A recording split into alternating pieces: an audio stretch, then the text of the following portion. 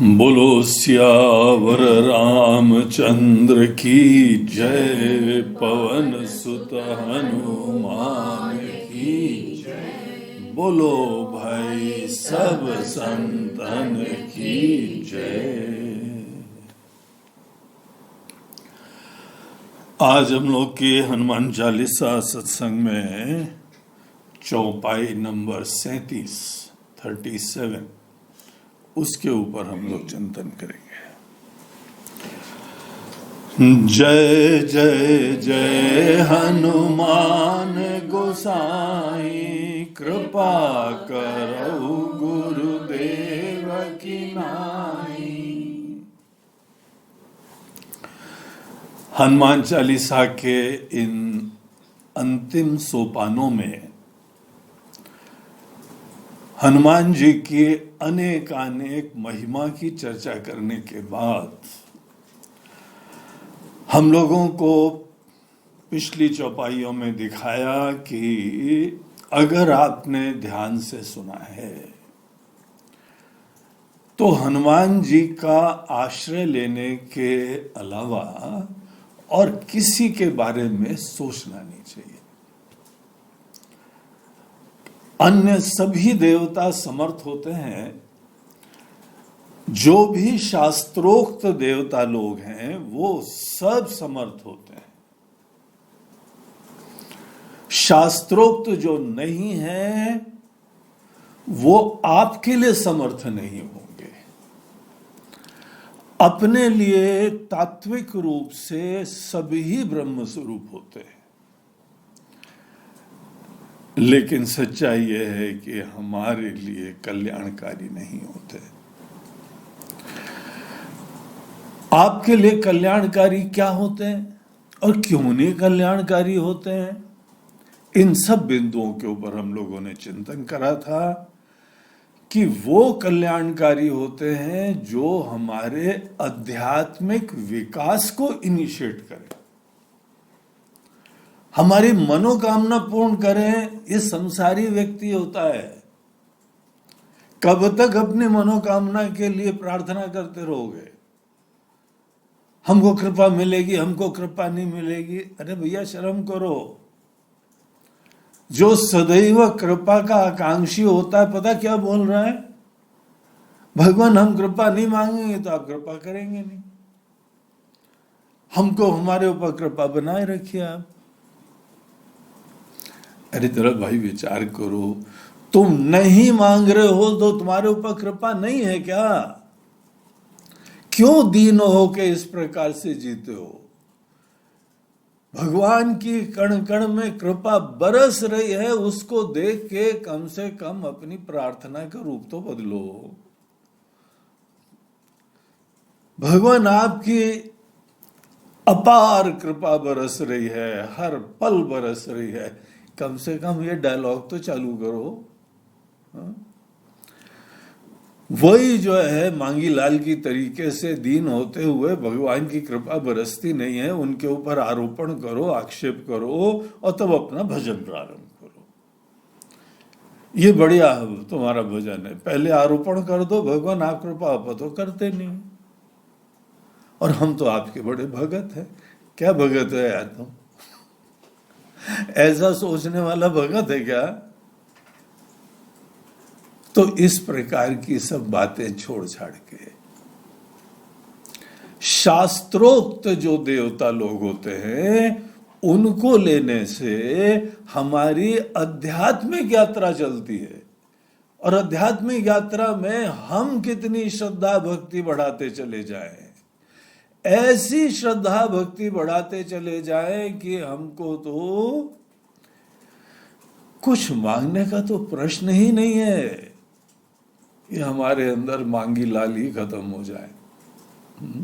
शरणागति हो, आत्मनिवेदन हो, इस चीज को एक्सपीरियंस करो क्या होता है। ये मैं का हमारी तरफ से पूरी तिलांजलि दे देना, अपने अंदर से अपने ही एक छोटे पने का इफेसमेंट कर देना, अंतहीन अपेक्षाओं की समाप्ति कर देना किसी देवता को निमित्त बना के, ये आध्यात्मिक विकास का पथ होता है। और वो हमारी अपनी सब्जेक्टिव जर्नी है। आप श्रद्धा किसी के ऊपर भी रखो, आपको श्रद्धा बढ़ानी पड़ेगी।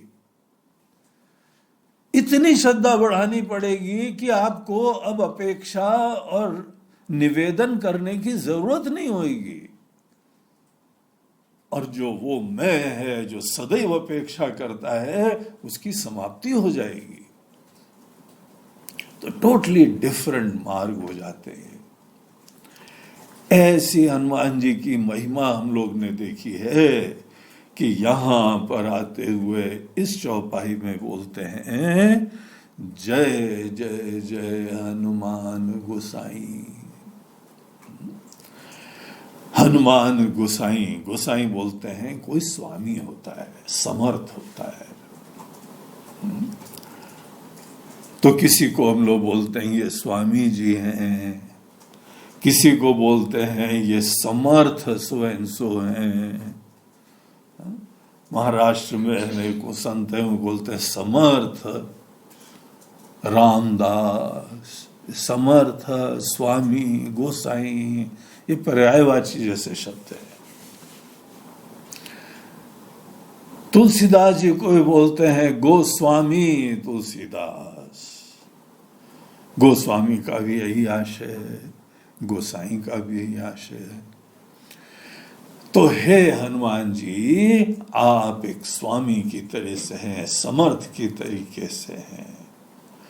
स्वामी वो होता है जो अपने आप में पूर्ण हो जाता है, मालिक होता है, कमांड में होता है, सब चीजों का ज्ञान होता है उसको,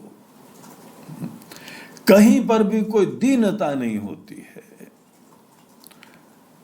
और स्वामी का सभी कुछ अपना ही होता है, इसीलिए स्वामी को मांगना भी नहीं पड़ता है। तो हे हनुमान जी, आप जो हैं वह गोसाई, आप स्वामी हैं, समर्थ हैं। जय जय जय हनुमान गोसाई। हनुमान जी आपकी जय हो, जय हो, जय हो। यहां पर 3 बार जो जयकार करा जाता है, एक उसका आशय तो ये होता है कि हम सतत जयकार करते रहें, उठते बैठते आपकी जयकार करते रहें। जयकार करना मतलब आपकी महिमा के कॉन्शियस होते हुए, आपके ज्ञान, आपका गुण, आपकी उदारता, आपकी निस्वार्थता, आपकी निर्भीकता, आपका बल, आपकी बुद्धि, आपकी विद्या, आपके अंदर निर्विकारता, समस्त क्लेश का अभाव, ये सब चीजों के हम कॉन्शियस रहते हुए एक ऐसा व्यक्तित्व जिसके अंदर ये सब चीजों से वो फ्री है, इसीलिए उनकी महिमा है। और इसीलिए हमारी ये शुरुआत की प्रार्थना थी, बल बुद्धि विद्या देहु मोहि। हम उसी से बल, बुद्धि और विद्या की प्रार्थना करते हैं, आशीर्वाद मांगते हैं, क्योंकि वो इसमें समर्थ है, सक्षम है। तो हम आपकी महिमा का स्मरण कभी ना भूलें, इसकी विस्मृति ना होने पाए, बस यही आशीर्वाद चाहिए। एक बार हम ऐसे ज्ञान के पुंज, गुण के पुंज का अवेयरनेस रखें, ये आशावादिता का पर्याय है, ये पॉजिटिविटी का पर्याय है, ये होप का पर्याय है। सदैव धर्म के पथ के ऊपर चलने का लाभ, सच्चाई पे दृढ़ रहने के फायदे, प्योरिटी, राइटियसनेस, जिसको हम लोग धर्म बोलते हैं, हनुमान जी धर्म के पुंज हैं। यतो धर्मः ततो जयः। जहां पे धर्म होता है वहीं पे जय और कल्याण होता है। तो हम हनुमान जी आपके बारे में ये सदैव ध्यान रखें। आपकी हम जयकार करते हैं तो हम धर्म की जयकार करते हैं। आपकी हम जयकार करते हैं तो सच्चाई की जयकार करते हैं, ज्ञान की जयकार करते हैं, एनलाइटेंड होके जीने की हम ग्लोरीज गा रहे हैं, हम अवेयरनेस रखे हुए हैं। और इसीलिए हम सदैव इस पथ के ऊपर चलते रहेंगे। तो एक तो ये 3 बार जयकार का आशय होता है, हम सदैव, सवेरे दोपहर शाम, सवेरे दोपहर रात्रि। फिर इसका आशय होता है जगते हुए सोते हुए। एक हमने बड़ा अच्छा भजन सुना था, जागत रामा सोवत रामा सपनों में भी आवत रामा। हर अवस्थाओं में जो है आपकी ग्लोरी हमारे जहन के अंदर घुस जाए। हम जिस समय कॉन्शियस रहते हैं आपकी ग्लोरीज के, तो आपकी ग्लोरीज हमारे अनकॉन्शियस सबकॉन्शियस माइंड में भी परकोलेट कर जाती है। देखिए, हम सब लोगों का एक चेतन मन होता है और एक अचेतन मन होता है, एक अर्धचेतन मन होता है। चेतन मन में हम लोग संकल्प पूर्वक कुछ विचार लाते हैं, और जो विचारों में हम ज्यादा दृढ़ होते हैं, जिनके बारे में ज्यादा भावना तीव्र होती है, वो धीमे धीमे हमारे अर्धचेतन और अचेतन मन के अंदर बैठते चले जाते हैं और हमारे पूरे जीवन के वो ही कंट्रोलर बन जाते हैं। हम लोग अनेकों बार केवल अपने स्वभाव से काम करते हैं, सदैव संकल्प से काम नहीं करते हैं, बस एफर्टलेसली रिस्पॉन्ड करते जा रहे हैं, डेलिबरेटली, कॉन्शियसली। फिर धीमे धीमे आदमी कंडीशनड हो जाता है, फिर नहीं विचार करता है। उसको लगता है हमने समझ लिया है, तो बस जो जो समझ लिया है वो ही आपके लिए कंट्रोलिंग फैक्टर हो जाता है। तो हम सब के अंदर गहराई में हमारा छोटा बना होता है, अपनी दीनता होती है, गलत कर्म से काम बन जाता है, ये धारणाएं होती हैं। इसीलिए मौका पड़ने पे हम लोग जो है झूठ बोल सकते हैं, अनेकों प्रकार के गलत काम कर सकते हैं। एथिकल चीजों के बारे में, एथिक्स के बारे में हम बड़ी चर्चा करेंगे, लेकिन खुद अनएथिकल हो जाते हैं, क्योंकि हम देखते हैं जो व्यवहार में इसी से काम बनता है। महाराज जी, इसके बगैर काम नहीं चलता है। ये हमारे अनकॉन्शियस सबकॉन्शियस माइंड के इंप्रेशंस और कंडीशनिंग्स होते हैं। अगर आपको गहराई तक अपने अंदर विकार दूर करने होते हैं ना, उसका एक ही तरीका है, कोई चमत्कार नहीं होता है, कोई दूर से बैठ के आशीर्वाद दे दे उससे काम नहीं बनता है। किससे काम बनता है? हमारे कॉन्शियस माइंड में तीव्र अवेयरनेस, इंटेंस अवेयरनेस, तीव्र भावना के साथ मन के अंदर वृत्ति, सदैव उसी से हमारा मन युक्त रहे, मन में कोई शंका नहीं रहे, और उससे हम प्रफुल्लित होते जाएं। एक होता है सामान्य विचार रखना, और एक होता है विचार के प्रति तीव्र भावना होना। हम लोग अनेकों बार शास्त्रों में ज्ञान प्राप्त करते हैं, उसी ज्ञान के आधार पे भक्ति होनी पड़ती है, भावना होनी पड़ती। जिस चीज की मन के अंदर तीव्र भावना हो जाती है वही हमारे लिए कंट्रोलिंग फैक्टर्स हो जाते हैं। इसीलिए खूब बढ़िया बढ़िया ज्ञान प्राप्त करो, लेकिन फिर ये देखो कि आज तुम्हारे मन के अंदर कौन सी चीज हृदय स्पर्शी हो रही है, सपने किस चीज के आ रहे हैं। अब जैसे एग्जाम्पल के तौर पे आप भगवान की महिमा जानते हैं, सुनी आपने, लेकिन भगवान के पास जाके कामना संसारी कर रहे हो। अगर कोई कर रहा है एग्जाम्पल की दृष्टि से, हमको तो लगता है जो हनुमान चालीसा वगैरह आप लोग सब सुन रहे हैं, आपके अंदर अब उन्हीं आध्यात्मिक चीजों की वैल्यूज विराजमान है। लेकिन इस सच्चाई को मत भूलना कि हमको आज तक इन सब चीजों का ज्ञान नहीं था, तो केवल संसारी चीजों के ही विचारों से हम लोग करप्टेड हो गए थे, प्रभावित हो गए थे, कंडीशनड हो गए थे। तो गहराई में बहुत सारे जो हैं वो विकार, छोटापना, असुरक्षा, अपेक्षा सब घुसा हुआ है। अब अंदर तक हमारे मन में जो जो विकार हैं वो लेवल हमारी पर्सनालिटी के जिसके आज हम कॉन्शियस भी नहीं है, तो भी इंप्रेशंस हैं हमारे अंदर।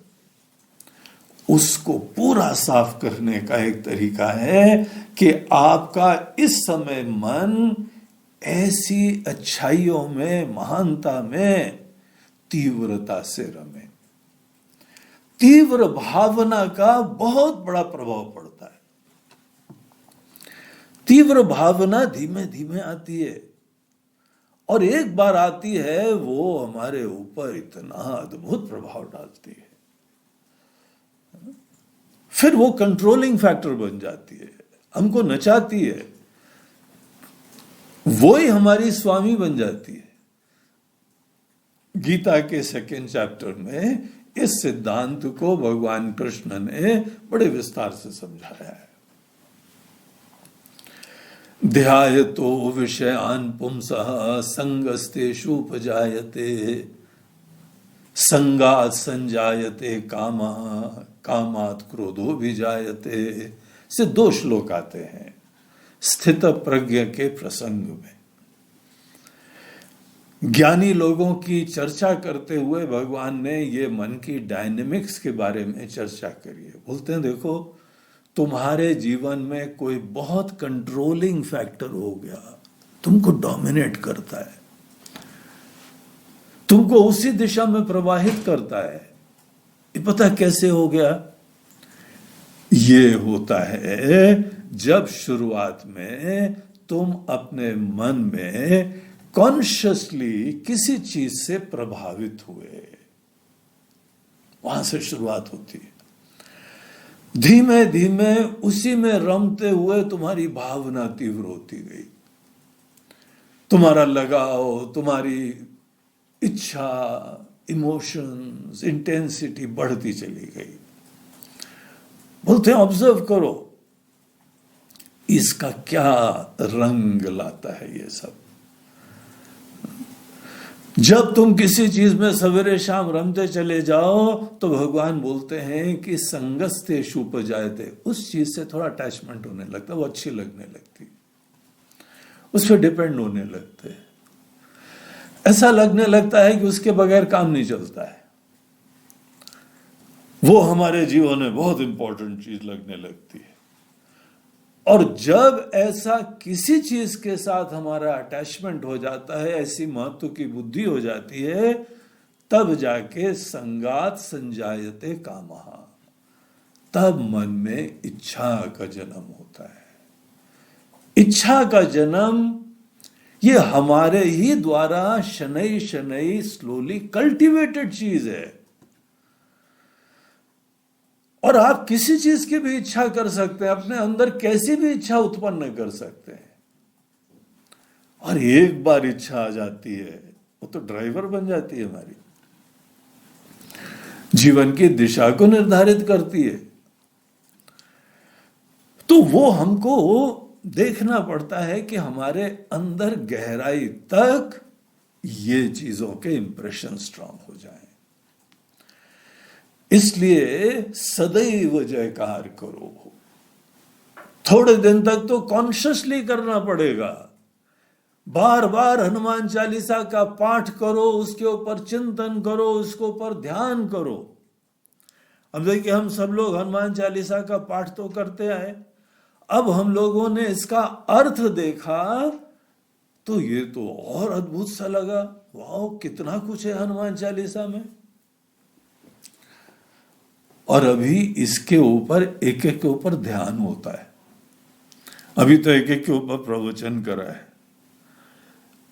अभी नेक्स्ट लेवल आगे चलना हो तो एक एक चौपाई पे ध्यान। वैसे ध्यान का मसाला हमने पर्याप्त दिया है, अभी भी दे रहे हैं हम। कहां पे सिंपल ये चौपाई है, जय जय जय हनुमान गोसाई हो, कहां व्याख्या हो रही है चेतन मन, अचेतन मन, अर्धचेतन मन है?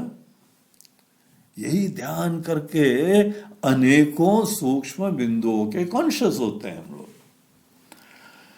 जिस व्यक्ति के मन की गहराई में हनुमान जी की महिमा आ गई है, चेतन मन से हम अचेतन मन की खेती करते हैं। आपको अपने अचेतन मन में, अनकॉन्शियस माइंड में, सबकॉन्शियस माइंड में यही इंप्रेशंस को परकुलेट करवाना है तो थोड़े दिन का अभ्यास करो। कॉन्शियस माइंड में इस चीज के कॉन्शियस रहो। जिस जिस चीज के जब कॉन्शियस होते हैं वही कॉन्शियस माइंड है। बड़ी तीव्र भावना से, बड़े प्यार से, बड़े पैशन के साथ। अब ये भावना तो हमारे हाथ में है। हम लोग किसी चीज की भावना उत्पन्न कर लेते हैं। दुनिया भर की इच्छाएं देखो, कैसी छोटी छोटी इच्छाएं, लेकिन कई बार हमारे अंदर कैसी तीव्र इच्छा हो जाती है, उसके बगैर जी नहीं सकते हम। इच्छा जब आ जाती है तो ड्राइवर बन जाती है, वो बड़ी डोमिनेटिंग शक्ति। हमारी ड्राइवर आ जाना मतलब तुम्हारी उस समय स्वतंत्रता खत्म। जैसे शादी के बाद तुम्हारा ड्राइवर कोई और बन जाएगा। शादी के पहले तुम स्वामी और शादी के बाद कोई तुम्हारा स्वामी। तो ये हमारे अंदर जो अनकॉन्शियस माइंड में चला जाता है ना, वो हमको फिर सदैव दिशा देता रहता है, प्रेरणा देता है, प्रार्थना करता है। तो हम बता रहे थे, देखो ध्यान दो, भगवान के पास जा रहे हो और मांगते हो संसारी चीजें, भगवान कृपा बनाए रखना, ये मनोकामना पूर्ण हो जाए। सोचो तुम क्या कर रहे हो। वो तुम्हारे मन के अंदर से छोटी छोटी इच्छाएं क्यों आ रही हैं? क्यों नहीं मन के अंदर ये सोचते हो कि तुम्हारे ऊपर अपार कृपा है, कोई कृपा की कमी नहीं है। मगर वो घुसा हुआ अंदर, उस सब कचरे को निकालने के लिए, कचरू मल से समर्थ मल बनना है तुमको। ऐसा तुमको समर्थ बनने के लिए यही साधना करो। जय जय जय हनुमान गोसाई। ये अवेयरनेस तुम्हारे हाथ में है। अपने मन के अंदर किस चीज के कॉन्शियस होते हैं, ये हमारे हाथ की बात है। और देखा जाए इतनी स्वतंत्रता है। बाकी तो सब जो हमने पहले स्वतंत्रता एक्सरसाइज करी थी उसका परिणाम है। अनेकों इंप्रेशंस उत्पन्न करके कंडीशनड हो गए। अब हम कंडीशनिंग के द्वारा ही जो है ड्रिवन हो रहे हैं। तो अपने मास्टर बनने के लिए तुमको ऐसी चीजों के लिए पहले सोच लो, क्या अच्छा है, क्या महान होता है, ठोक पीट के विचार कर लो, क्या सत्य होता है। और अगर मन के अंदर कन्विक्शन हो गया है कि यही महान होता है, ऐसा ज्ञान, ऐसा गुण, ऐसा बल, ऐसी विद्या, ऐसी उदारता, ऐसी निस्वार्थता, ऐसा निर्भीकता, ये अगर हमको इंस्पायर करता है, इसके कॉन्शियस रहो सदैव। जय जय जय हनुमान गोसाई। तो 1-3 बार जय का मतलब सवेरे दोपहर शाम सोते जागते। और इसका दूसरा अर्थ होता है कि आपकी पर्सनालिटी के हर लेवल के ऊपर, स्थूल, सूक्ष्म और कारण। स्थूल जो व्यवहार में हमारा बोलना चालना है, सूक्ष्म जो मन के अंदर सोचना है, और कारण इन सब चीजों के डीप इंप्रेशंस होते हैं। हर लेवल के ऊपर हमको कुछ समय यही अनुष्ठान और अभ्यास करना है कि ऐसे सत्यमेव जयते का उद्घोष करते चले जाएं। हनुमान जी की महिमा से हम सत्य का उद्घोष करते हैं, धर्म की जयकार करते हैं। जय जय जय हनुमान गोसाई। और उनसे बस एक ही प्रार्थना है कि महाराज जी, हम अज्ञानी हैं, हम बड़ी हम्बली कोशिश कर रहे हैं, आप हमारे ऊपर आपका भी आशीर्वाद बना रहे इस ज्ञान के पथ पे चलने के लिए, अवेयरनेस लाने के लिए, मन में सुंदर भावना लाने के लिए। हमारा केवल यही एजेंडा है। एक बार आदमी समर्थ हो गया, ज्ञानवान हो गया, उसको क्या चिंता होती है? आराम से दबंगता से लंका के अंदर घुसा है और रावण के दुर्ग में घुस के सब उन लोगों की नानी याद दिलाती उन्होंने। अपने अंदर बलवान होना, ज्ञानवान होना, इसका यही परिणाम है। कोई चिंता नहीं रहती उसके बाद। किसी ज्ञानवान का जीवन देखो, कोई चिंता थोड़ी होती है। दुनिया को बल्कि निश्चिंत करते रहते हैं। इसीलिए प्रार्थना करो, और कोई चीज की प्रार्थना मत करना, केवल यही प्रार्थना करो कि बल बुद्धि विद्या देहु मोहि हरहु कलेश विकार। इनफैक्ट क्लेश और विकार दूर करने का भी हमको अलग से बाद में बोलना नहीं पड़ता है, क्योंकि जैसे जैसे आप बुद्धिमान और विद्यावान होते जाते हैं, विकार और क्लेश केवल अज्ञान और मोह के वजह से आते हैं। इसीलिए आप बल, बुद्धि और विद्या से युक्त होते चले जाएं, मन कचरे से दूर होता चला जाएगा। ये सब अज्ञान वशात उत्पन्न हुआ है। बल बुद्धि विद्या देहु मोहि। अगर प्रार्थना करनी है तो केवल यही करो। ये नहीं बोलो कि भगवान हमको आप ये फल दे दीजिए, ये बोलो कि हमको ऐसा सामर्थ्य दे दो कि हम कोई भी संकल्प करें, उस संकल्प के क्रियान्वयन के लिए हम समर्थ हों, कर्म कर पाए, विचार कर पाए, ज्ञान प्राप्त कर पाए। और ये आपकी कृपा से होगा। हम कर पाए तो ये हमारा ईगो फुलफिलमेंट नहीं होगा, हमारी अपनी महिमा नहीं होगी, ये आपका प्रसाद होगा।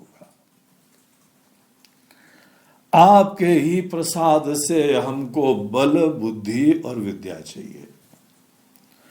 आपको याद है ना इन 3 चीजों के बारे में हमने क्या चर्चा करी? बल करने का सामर्थ्य है, बुद्धि हमारे अंदर विचारशीलता है, और विद्या रियलाइजेशन है।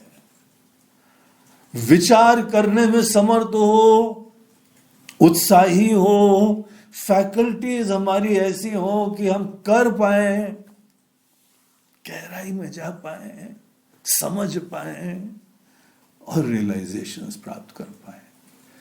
इसके अलावा हमको भगवान से, गुरु से कोई दूसरी प्रार्थना करने की जरूरत ही नहीं होती है। ट्राई करो। ये ज्ञान ऐसा है कि हमको सब कुछ प्राप्त हो जाएगा। बोलते हैं महाराज, हे हनुमान जी, केवल यही हमको आशीर्वाद दीजिए। इसीलिए देखिए यहां पे दूसरी लाइन में कितनी बढ़िया बात कहते हैं, जय जय जय हनुमान गोसाई, कृपा करहु गुरुदेव की नाई। कैसे कृपा करो, किस तरह से कृपा करो? बोलते जैसे एक गुरु अपने शिष्य पे करते हैं। भगवान की कृपा की सबसे उत्कृष्ट एक दृष्टांत, हाईएस्ट पॉसिबल किसी के ऊपर कृपा करने का सूचक, गुरु जब अपने शिष्य को ज्ञान देता है, यह हाईएस्ट पॉसिबल कृपा होती है। इसको समझ पाओ तो तुम्हारे ऊपर कृपा आने लगी है। ये समझ जाओ कि बाकी अनेकों जो दुनिया भर के लिए हम मांगते रहे, तो हाँ भगवान की बड़ी कृपा है। क्या कृपा है? एक सज्जन हमको मिलते हैं, बोलते हैं महाराज जी भगवान की बड़ी कृपा है। बोला वो तो है, मगर तुम किस दृष्टिकोण से बोल रहे हो? अरे महाराज जी 3 बिटिया थी, तीनों दामाद बहुत अच्छे मिले। बोला लो भैया, इनके जीवन में अल्टीमेट टेंशन ये था कि बिटिया की शादी होगी कि नहीं होगी, और मिलेगा तो कौन मिलेगा, और दामाद सही सलामत मिल गया। इनको लाइफ की अल्टीमेट कृपा दिखाई पड़ रही। दूसरे सज्जन मिले, महाराज जी भगवान की बड़ी कृपा है। क्या कृपा है? अरे इतना पैसा आ रहा है कि खर्चा करने का समझ में नहीं आ रहा है, कहां खर्चा करें, क्या खर्चा करें। आजकल तो वर्षा हो रही है। अच्छा, तो तुम्हारे लिए दीनता का कारण पैसे का अभाव था, और कृपा का कारण पैसे की समृद्धि है। यही कृपा होती है। अरे महाराज जी बड़ी कृपा हो गई, प्रेसिडेंट का पद मिल गया, हम जो हैं अपने प्रदेश के, अपनी पार्टी के, अपने देश के प्रेसिडेंट हो गए। और अनेकों लोग तो छोटे छोटे सोसाइटी, छोटे छोटे क्लब, हम क्लब के प्रेसिडेंट हो गए, और वो ऐसा नाम लिखते हैं प्रेसिडेंट। 1 साल के लिए हुए, उसके बाद पास प्रेसिडेंट। प्रेसिडेंटशिप में जो कृपा मिली थी, आहा क्या बात, आई वॉज स्पेशल, हमारी बड़ी महिमा हो गई। देखो ये तुम्हारे मन के अंदर वैल्यूज दिखाता है, तुम्हारे अंदर महत्व की चीजें रिवील करता है। यह भी रिवील करता है कि जब तुम्हारे जीवन में कृपा नहीं थी तो तुम्हारा मीनिंग क्या, तुम्हारा आशय क्या था। अरे जी बिटिया की शादी नहीं हुई है, कृपा ही नहीं हो रही है। अरे यार काम धंधा हमारा सफल ही नहीं हो रहा है, भगवान की कृपा ही नहीं हो रही है। महाराज जी इतने दिन तक जो है वह हम पार्टी में है, अभी तक कोई पद ही नहीं मिला हमको। देखो किसी लोगों के अंदर कृपा का अभाव का क्या स्वरूप होता है, और ऐसे लोगों के लिए कृपा रिलेटिव होती है। हर कृपा सापेक्ष है, हमारे मन के अंदर की अपेक्षाओं की सूचक होती है। यहां पर देखिए तुलसीदास जी बोलते हैं महाराज जी कृपा करो, तो कैसे कृपा करो, कितनी है बिटिया? बोलते नहीं वो नहीं है प्रॉब्लम। बोलते हैं अच्छा कैसा धंधा चल रहा है? नहीं वो भी प्रॉब्लम नहीं। पदवत चाहिए क्या? बोलते नहीं महाराज जी वो भी इश्यू नहीं है। अवार्ड चाहिए? नहीं अवार्ड भी नहीं चाहिए। फिर कौन सी कृपा करो भाई? समर्थ भी हो, खाते पीते भी हो, सब बच्चे लोग भी सेटल हो गए, पत्नी भी ठीक है, अब कौन सी कृपा चाहिए तुमको? नहीं महाराज जी कृपा करो गुरुदेव की नाई। जैसे गुरु कृपा करते हैं वो वाली कृपा हमको चाहिए, और वो कृपा अल्टीमेट होती है। बड़ा अद्भुत काम है गुरु का। हम लोग गुरु की वंदना करते हैं। जिसने गुरु को पास से देखा है, दिल से महसूस करा है, बुद्धि से गहराई से सोचा है, उसको दिखाई पड़ता है कि ये दुनिया में भगवान का ही रूप होते हैं। हमारे अंदर तो अज्ञान होते हैं, सभी के अंदर होते हैं, लेकिन गुरु ऐसे लोग होते हैं जब हमारा एक बार श्रद्धा के साथ संबंध हो जाता है। देखिए, गुरु किसी व्यक्ति का नाम नहीं है, गुरु एक संबंध का नाम है। किसी को गुरु बोलना जेनेरिक रूप से सबके गुरु होना एक गलत वर्ड होता है। गुरु आपके लिए पर्सनल कोई जो आपको एनलाइटन करने के लिए डेडिकेटेड है, और आप उसके साथ एनलाइटन होने के लिए इच्छुक हो।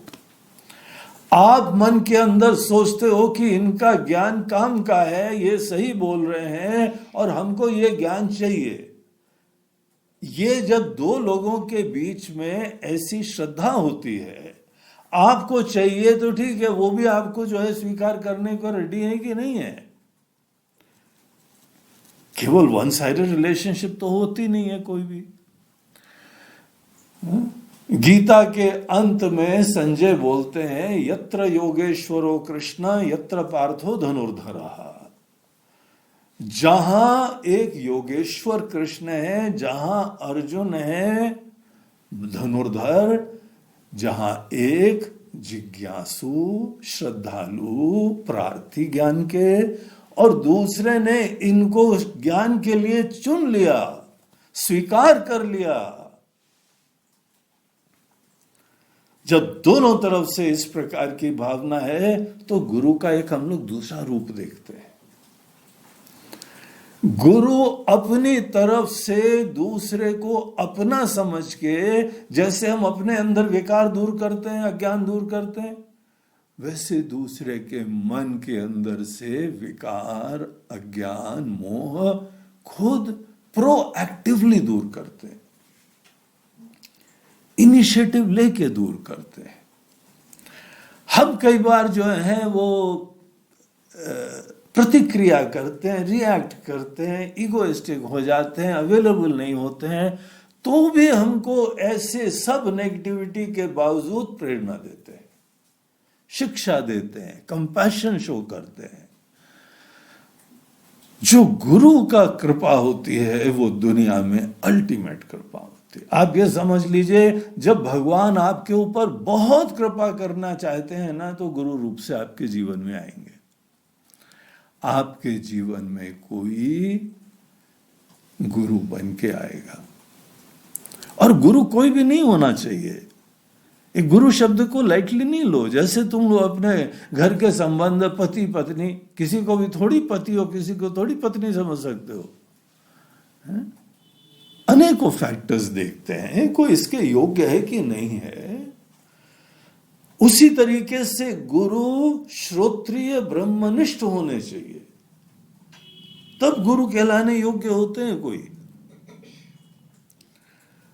उनको शास्त्र का विज्ञान पता होना चाहिए, दे साइंस है एक पूरी, और हजारों साल से इतनी परफेक्ट साइंस है। दुनिया भर के फिलोसफर्स बोलते हैं अगर दुनिया में कहीं पे वैचारिक ऊंचाइयां हैं तो हमको यहीं उपनिषदों वेदांतों में दिखाई पड़ती है। अकल्पनीय, अद्भुत, ऐसा जिनके पास पूरा विज्ञान का ज्ञान हो, उसकी साइंस का ज्ञान हो, और उससे बेनिफिटेड होते हुए दूसरे को हेल्प करने के लिए इच्छुक हो।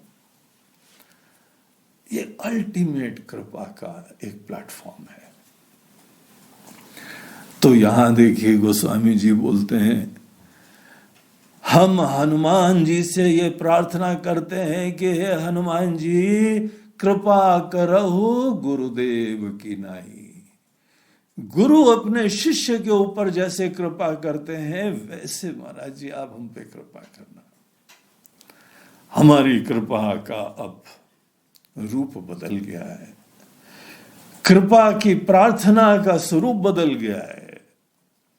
पहले भी प्रार्थना करते थे, धीमे धीमे तो ये हाल हो गया है कि कोई अनेकों जो है नास्तिक लोग बोलते हैं जो आस्था वालों से, यार तुम लोग सब मांगते रहते हो,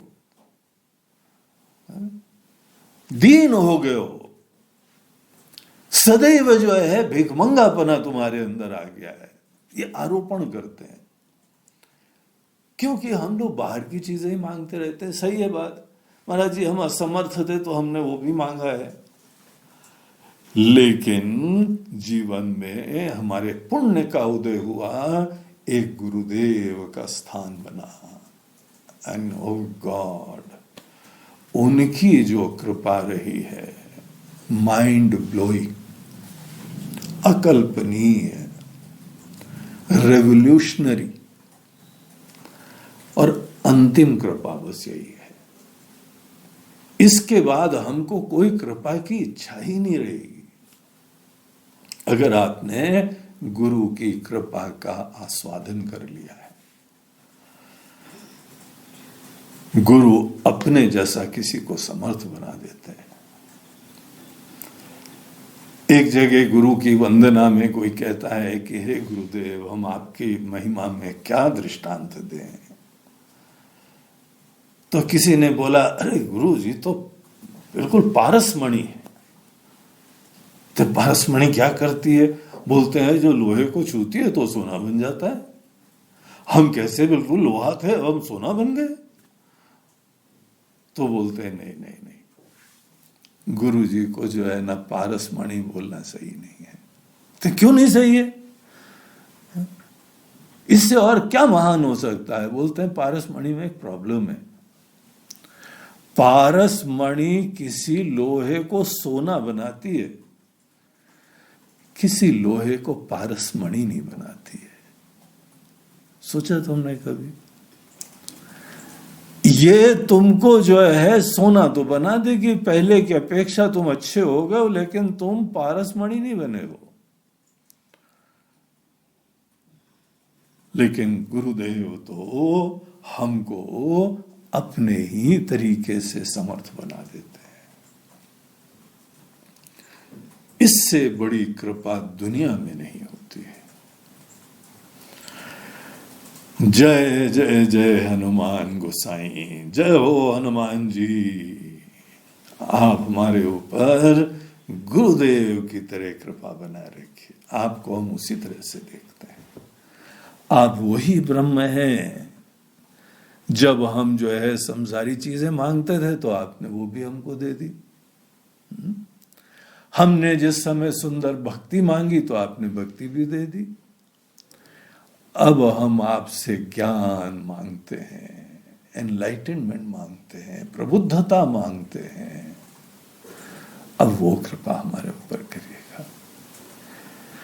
जय हो जय हो जय हो। और आपकी जयकार करते हुए हम अपने लक्ष्य पे रीअफर्मेशन करते हैं, दृढ़ता लाते हैं, अपनी आस्था का, अपने पूरे निश्चय का परिचय देते हैं, और इससे हम प्रफुल्लित होते रहते हैं।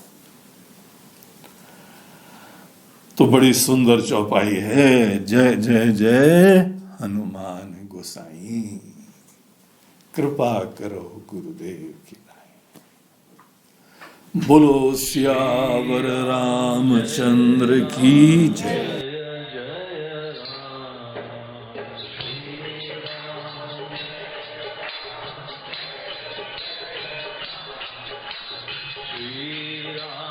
Jai